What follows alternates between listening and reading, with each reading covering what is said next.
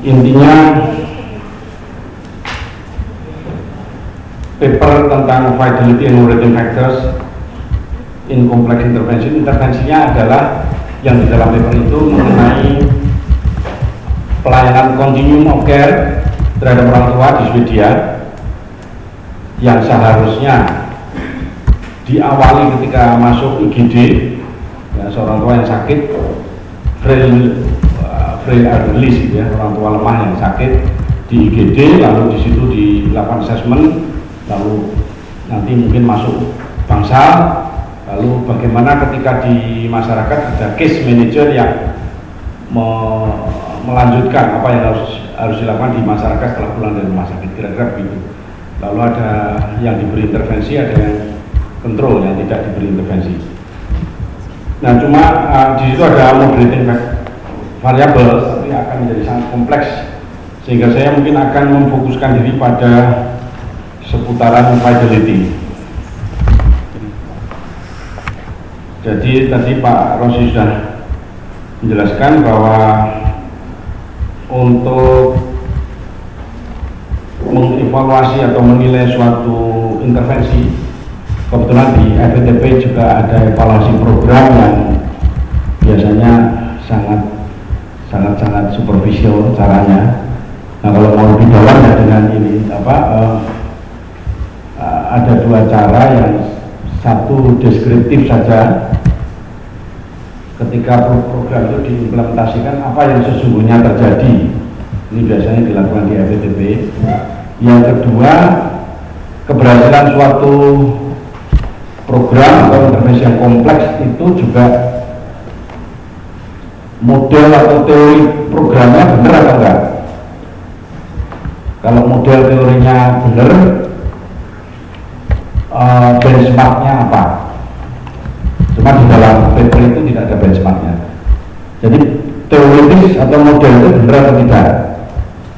Nah, karena orang tua dari continuum of care tapi tidak ada benchmarknya, ya sudah, itu tidak terlalu diperhatikan, dianggap model ini kalau dilakukan dengan baik akan mencapai outcome yang baik.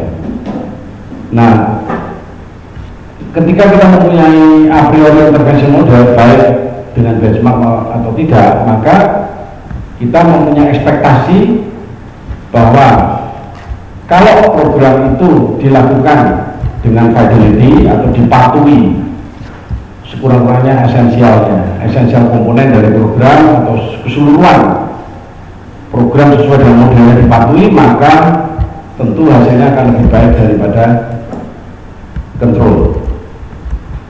Nah, yang kedua ini yang agak kompleks. Di paper itu dilakukan secara kualitatif dan juga menurut saya belum terlalu validitasnya patut diragukan.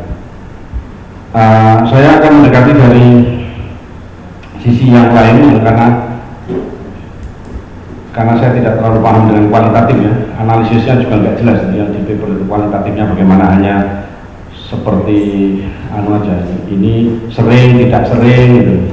Nah, kalau kita lihat dimensi dari intervention fidelity, maka ada true fidelity, kepatuhan terhadap compliance. Ini yang oleh paper itu dianggap umumnya orang meneliti ini sehingga dia ingin melakukan yang lain, ya, paper itu. Kemudian dia melihat intervention exposure, konten, proses, aktivitas dari program. Ya, ini biasanya juga dilihat. Kemudian dia melihat juga ada kemungkinan melihat differentiation dalam intervensi, apa yang berbeda di dalam intervensi ini. Itu biasanya orang melihat intervention fidelity seperti itu. Dalam paper itu apa moderating factors-nya? Moderating factors sebenarnya tergolong dalam intervention exposure menurut saya. Jadi terutama adalah apakah dari rekrutmennya, apakah dari cuacanya mungkin lagi jelek dan sebagainya.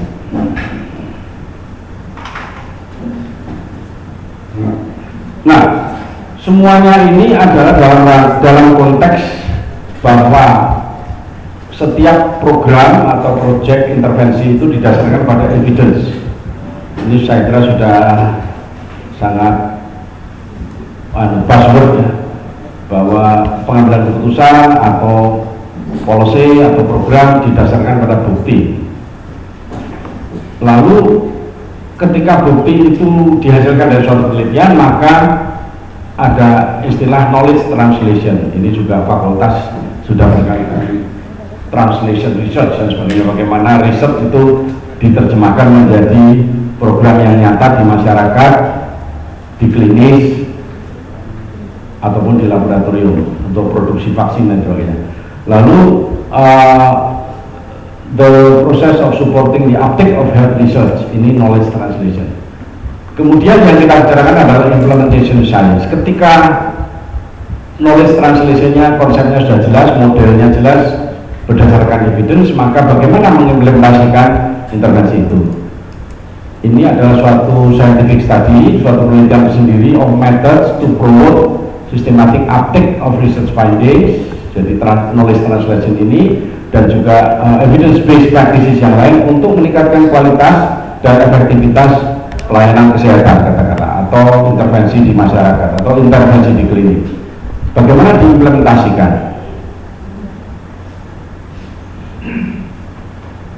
Nah, ini adalah kelemahan di dalam public health. Produksi knowledge dan sintesis dari knowledge itu seringkali terlalu mekanistis, hanya memikirkan single komponen. Misalnya protective efficacy of a vaccine. Ini dalam epidemiologi kita menghitung yang divaksin itu, divaksin campak sakit campak, yang tidak divaksin campak tidak, yang tidak divaksin juga sakit, yang divaksin juga sakit, tapi tentunya lebih banyak yang tidak divaksin yang sakit. Lalu selisihnya berapa? Ini protective efficacy of a vaccine.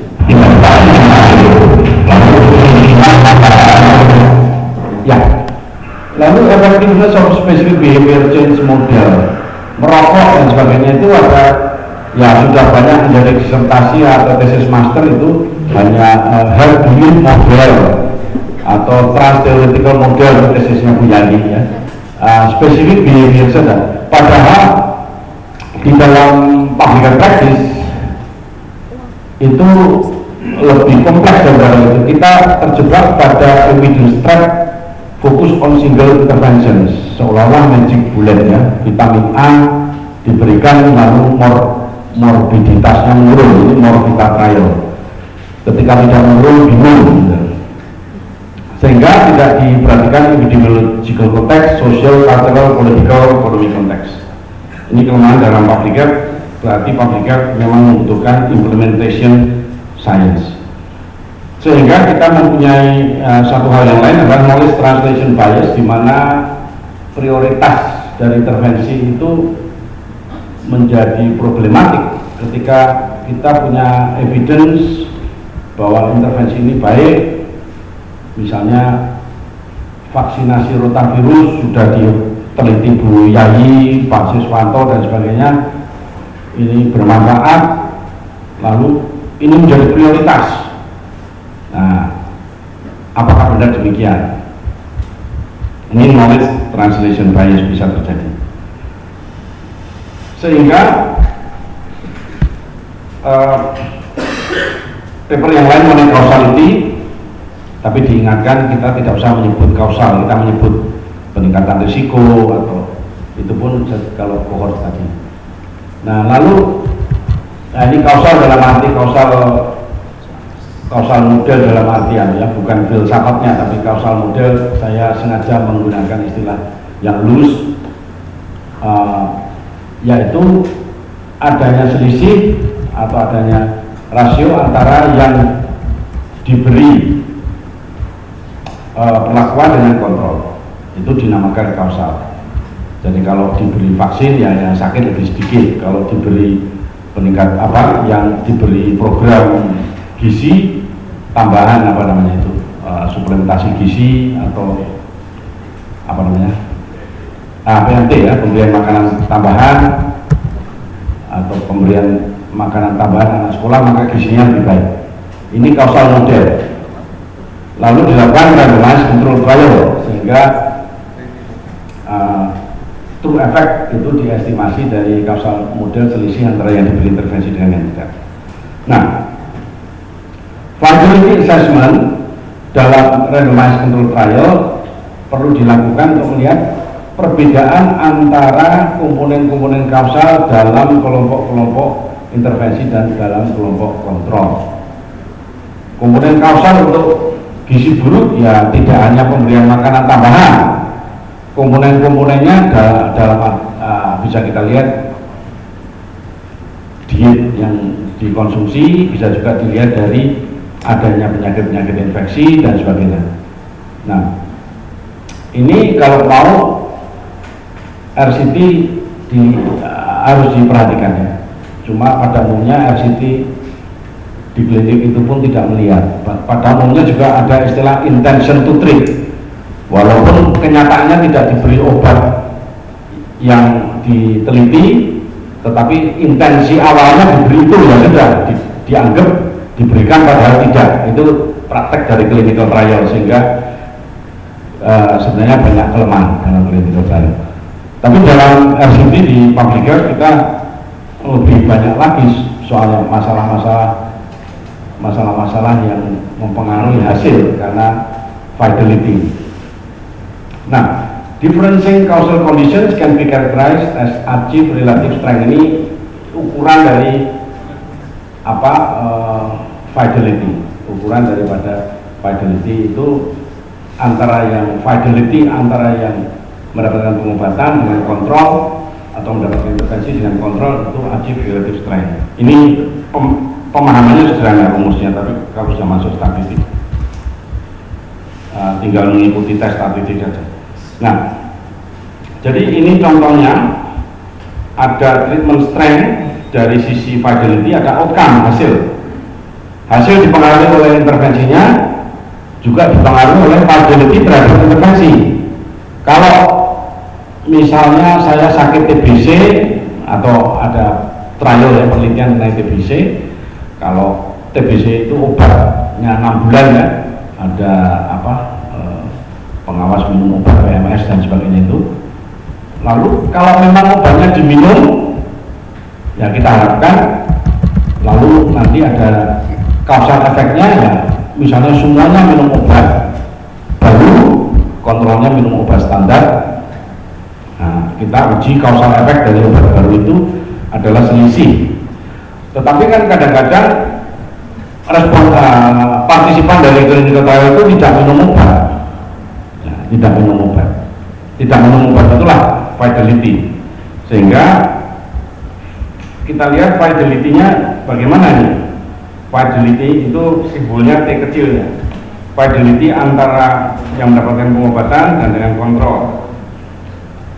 Nah, yang mendapatkan pengobatan itu rata-rata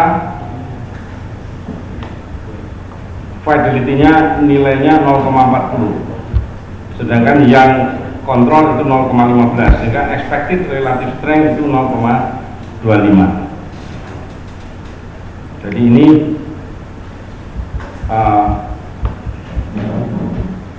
achieve relative strength itu adalah selisih ya antara TTX dikurangi dengan TD. Jadi viability yang dicapai itu adalah 0,40 dikurangi dengan 0,25 ini. Expected-nya berapa? 0,40 itu adalah infidelity dari yang diobati, 0,25 itu expected, yaitu 0,40 dikurangi 0,15 dari yang kontrol.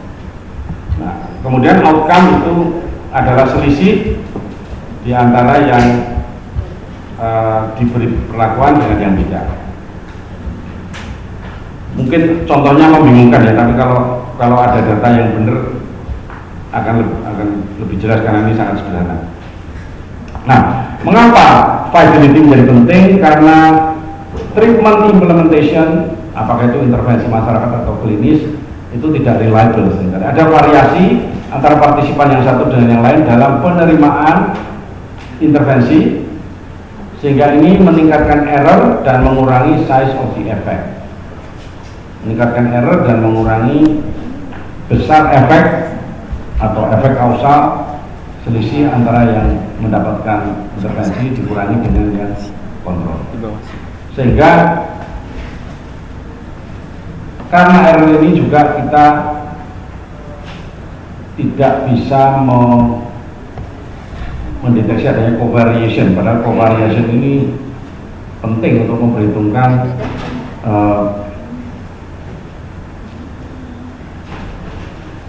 rata-ratanya. Penting untuk membutuhkan, karena kita itu selisih itu kan rata-rata antara yang diberi perlakuan dengan yang tidak.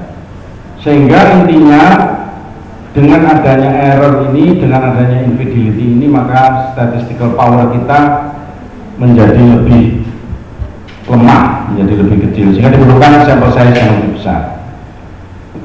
Ini contohnya, kalau efek size itu lebih besar, maka power kita tentu saja lebih besar, tetapi fidelity mempengaruhi power. Kalau fidelity-nya semakin tinggi, powernya juga akan semakin tinggi.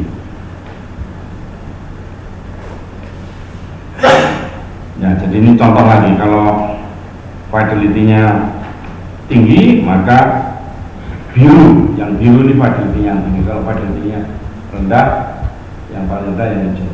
Jadi kita membutuhkan sampel size yang lebih besar kalau fidelity-nya rendah. Tapi juga bisa dibalik, untuk meningkatkan power, fidelity harus tinggi, harus diawali ketat. Morfina trial di Sarjito itu didatangi ya, setiap 2 hari sekali, ada demam enggak, ada diare enggak, ada batuk enggak. Jadi itu apa, untuk menjaga supaya fidelity-nya tinggi terhadap melaporkan gejala. Nah, jadi ada masalah validity, ada construct validity, yaitu untuk mengatakan apakah benar hasil yang kita amati itu karena adanya selisih antara intervensi dengan kontrol, atau memang karena intervensi itu bermanfaat atau tidak. Nah, sehingga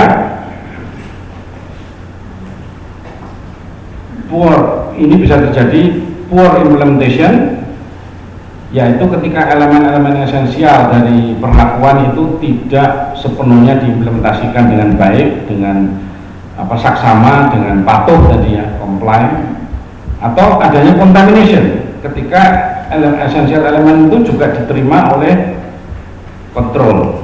Ini juga kemudian mengurangi fidelity, karena yang seharusnya tidak diberi perlakuan kok mendapatkan esensial komponen dari perlakuan itu. Ini mengurangi fidelity. Demikian juga pre-existing similarities antara T dan C terhadap komponen-komponen intervensi. Ini yang menjadi sulit karena kita akan memberikan program baru, tapi yang komponen-komponennya di antara kontrol ya sudah ada. Jadi program baru itu efeknya tidak terlihat besar karena ini secara garis besar mempengaruhi validitas. Nah, lalu ketika kita mau mereplikasikan program, ini menyangkut external validity, maka sebenarnya kita menggeneralisasi suatu program kalau fidelity itu mendekati 100%, atau kalau tidak ada selisih dalam fidelity, atau TTX dikurangi TC itu 0 ya. Fidelity di dalam treatment group dengan di dalam control group itu sama. Nah, kalau itu kan berarti bukan fidelity-nya, lalu adalah masalah programnya, teoritis dari programnya. Ini isu validitas baik internal maupun eksternal. Jadi tadi achieve relative strength ini adalah selisih fidelity ya, score fidelity. Lalu ini di sini ada true fidelity, yang bawah itu adalah karena infidelity maka treatment strength-nya lemah. Ini yang namanya intervention exposure ya, pemaparan yang kemudian menyebabkan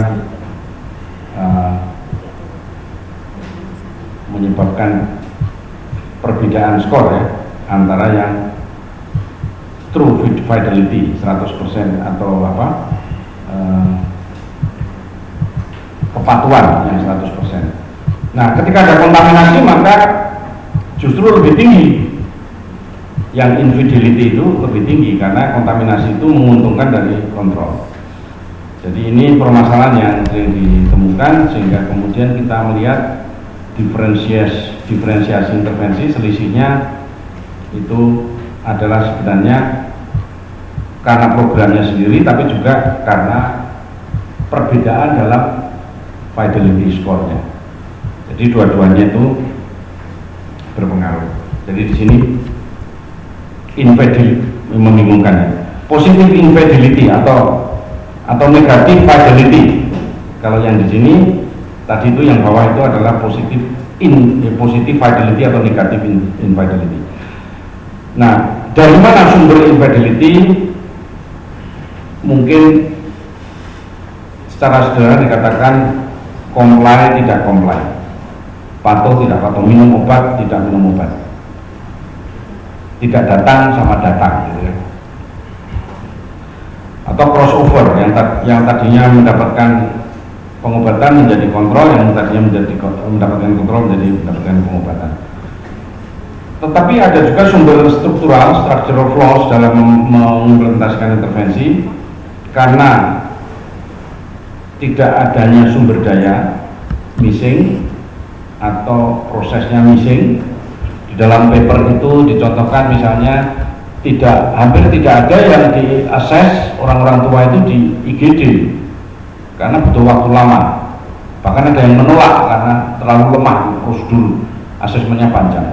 Nah, oleh karena itu kebanyakan di-assess di Bangsal. Jadi ini kan perubahan ya, structural flaw, proses yang berbeda, atau adanya external constraint, adanya rumahnya jauh, hujan dan sebagainya. Incomplete delivery of core intervention component. Jadi intervensinya tidak secara sepenuhnya diberikan. Incomplete failures of incomplete delivery. Ini berapa sumber dari infidelity. Secara praktis maka kita perlu mengidentifikasi core komponen dalam intervensi. Saya kira di paper itu digambarkan ya core komponen apa saja. Core komponen adanya case manager, adanya social worker, adanya perawat yang melakukan assessment di rumah sakit, adanya partisipasi dari keluarga. Itu semuanya core komponen dalam intervensi. Ada model perubahan yang dilakukan, model perubahan itu yang beda dari kontrol. Ini yang tidak ada di dalam paper itu, diakui memang belum ada benchmarknya dalam continuum of care itu. Seharusnya ada benchmark untuk meyakinkan bahwa secara teoritis program ini memang baik gitu ya. Lalu measure core components to derive TTX and TC untuk mengukur infidelity. Jadi berapa kali sih diberikan? Kalau cuma diberikan harusnya 4 kali, diberikan 2 kali, ini kan ada infidelity, ada selisih 2 ya. Jadi ini diukur, lalu indikator keberhasilannya diukur atau indikator infidelity-nya diukur, lalu kita bisa achieve relative strength dan kemudian ada implementation fidelity scale, ada skala fidelity-nya berapa. Nah, lalu ini kita perhitungkan untuk mengontrol, mengejas efek size dari intervention dibandingkan dengan kontrol. Nah, ini jarang dilakukan dalam clinical trial. Di obat pun hampir tidak ada, karena mereka sudah mempunyai hukum ya, intention to treat ya. Jadi tidak perlu melihat fidelity. Padahal mungkin seharusnya dilihat, karena banyak orang yang katanya minum obat sebenarnya tidak. Cuma kalau dalam clinical trial kan diperiksa urinnya, kadar darah, apakah benar-benar obatnya dikonsumsi atau tidak. Itu pun juga tidak menghalangi adanya infidelity. Jadi ini secara praktis bagaimana kita memperhitungkan fidelity atau infidelity dalam mengukur keberhasilan suatu intervensi. Nah, sebenarnya apa yang kita ukur, terutama core komponen, di situ dilakukan berapa kali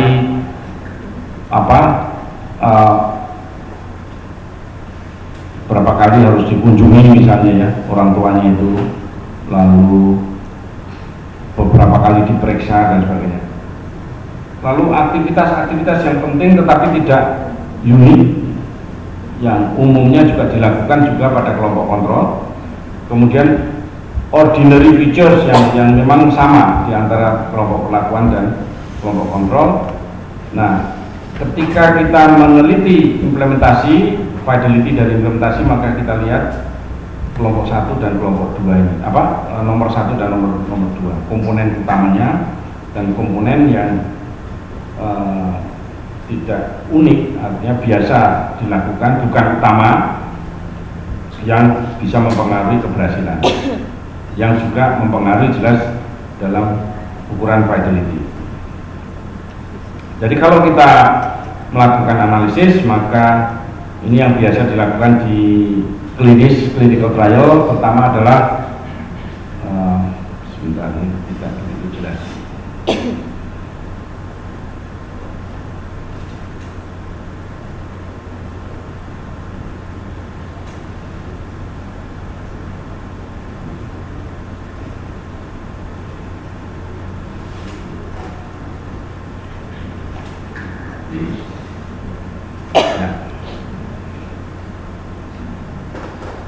Ya, jadi inilah yang dilakukan.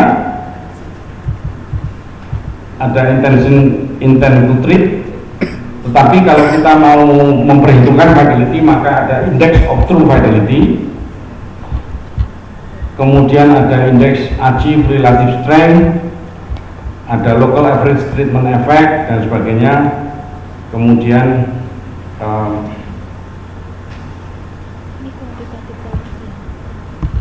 ada teknik yang sebenarnya dipinjam dari ekonometrik, namanya instrumental variable analysis. Jadi ini adalah kalau kita mau memperhitungkan efek dari fidelity terhadap program efek atau intervention efek. Kelihatannya rumit, tapi sebenarnya statistik yang biasa ya, statistik yang biasa, cuma ya ini seakan-akan rumit itu karena biar kelihatan mahal gitu kira-kira. Sebenarnya murah saja, statistik murah. Oke.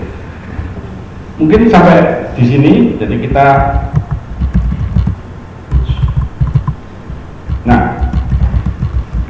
jadi ini untuk mengingatkan lagi bahwa pada umumnya kita berhadapan dengan public health program yang multiple komponen, intervensinya banyak. Kemudian ada resource allocation antara komponen dan sharing cross komponen. Kemudian kita ingin mengoptimalkan impact. Nah, public health program ini evidence yang dipakai pada umumnya tidak memperhitungkan fidelity, tidak memperhitungkan bahwa kompleksitas dari program itu. Berbeda dengan intervensi public health, biasanya